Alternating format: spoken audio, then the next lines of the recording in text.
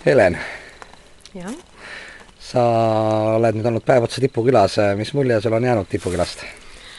Tegelikult on hästi huvitav olnud selles mõttes, et need inimesed, kellega me oleme intervjuusid läbi viinud, nad on kõik niivõrd erinevad olnud, et täiesti seinast seina ja on igasuguseid põnevaid külaintriige välja tulnud, et kirutakse üksteist taga ja üksteise projekte nii-öelda tõmmatakse maha, et selles suhtes on nagu huvitav ja mis mulle nagu väga meeldib, et inimestel on olnud väga kindlad hoiakud, et ei ole nagu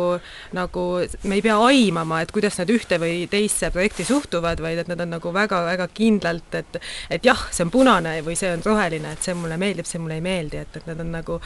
välja kujunenud arvamustega isiksused. Kuidas sulle see küla kui selline üldse tundub?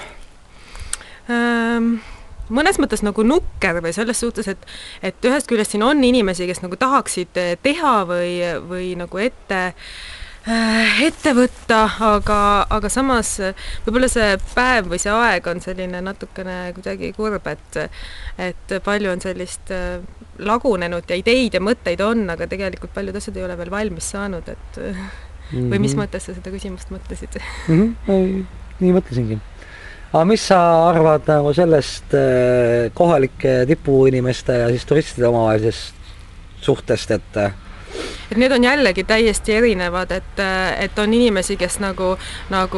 tahavad, et neid tuleks veel ja neid võiks lõpmatult palju tulla, aga teine äärmus on jällegi see, et tundub, et nagu tänasel päeval on kõik enam-vähem rahul, et täna nagu kedagi ei häiri, aga kardetakse, et homme, kui need hakkab rohkem tulema, et siis nad ei mahu siia ära ja siis nad hakkavad meie elu segama.